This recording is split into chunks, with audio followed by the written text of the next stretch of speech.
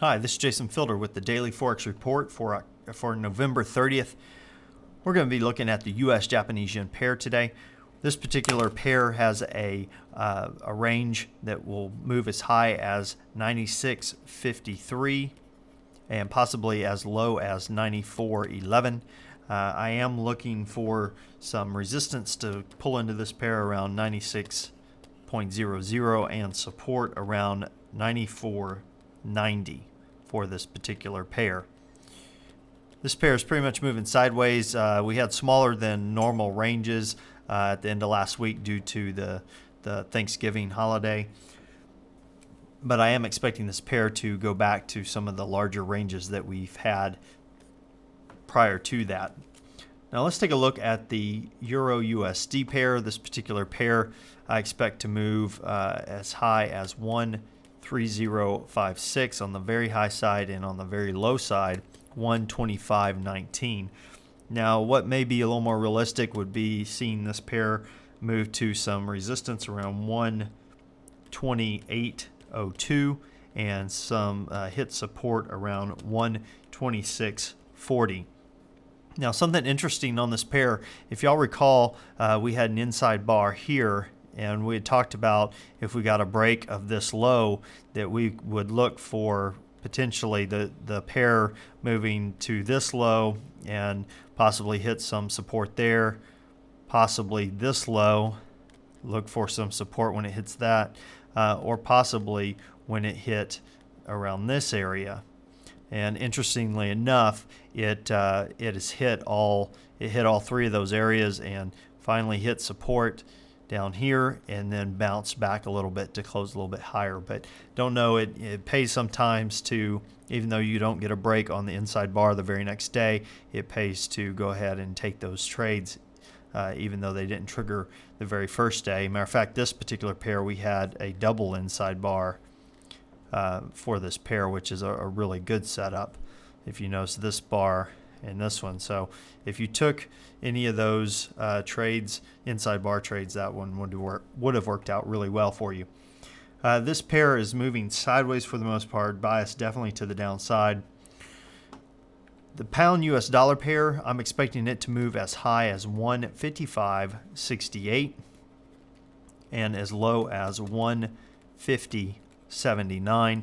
I am expecting some resistance to pull into this market around 155.39 and some support around 152.46. Now, if you notice, this pair did gap down, and the probability is that it will fill that gap prior to this new week's close on Friday. So that's definitely something to look for. Now we do have this pair consolidating down. Again, this is due to the holiday that we experienced last week. I do expect it to get out of some of these ranges over the next couple of sessions. Now the US Swiss, I'm expecting this pair to move as high as 122.88 and as low as 118.86. Look for some resistance around 122.00 and support around 119.35.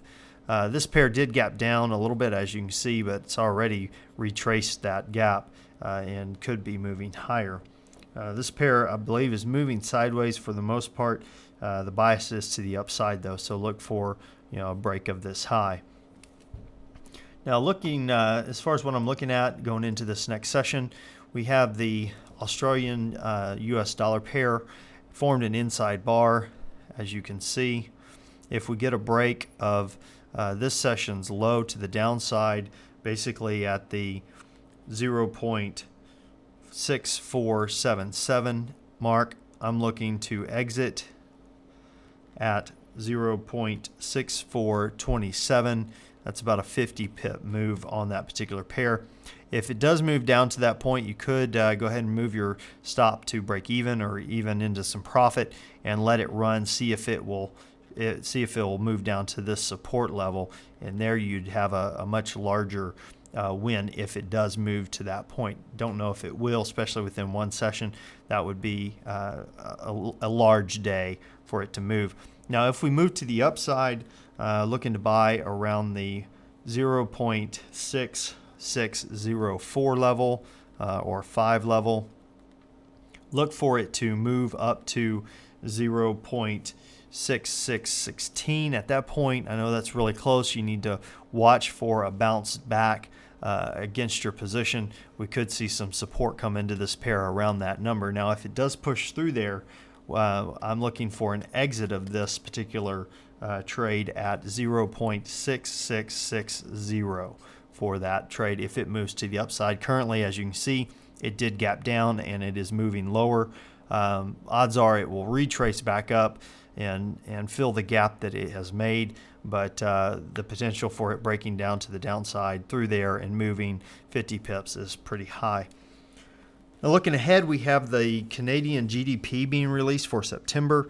The consensus is that it has gone up from negative 0.3% to 0.2%, which would definitely be good news for the Canadian dollar. That's being released tomorrow at 8:30 a.m. The Australian retail sales for October is being released tomorrow at 7:30 p.m. Consensus is that it has gone up as well, from negative 1.1% to negative 0.2%, which would be good for the Australian dollar. However, later tomorrow at 10:30 p.m., the Reserve Bank of Australia is releasing their rate decision, and the consensus is that they're going to drop the rate from 5.25% down to 4.5%. So if we get a large move like that, that's going to hurt the Australian dollar. If it comes out that it's a full point move or more, which would be unexpected, at that point we could see this particular currency drop even harder, a little bit quicker. So definitely look for the Australian yen pair to move lower if it's unexpected, if it comes out lower than expected for that particular pair. Well, that about does it for today. Until tomorrow, this is Jason Fielder. Good trading.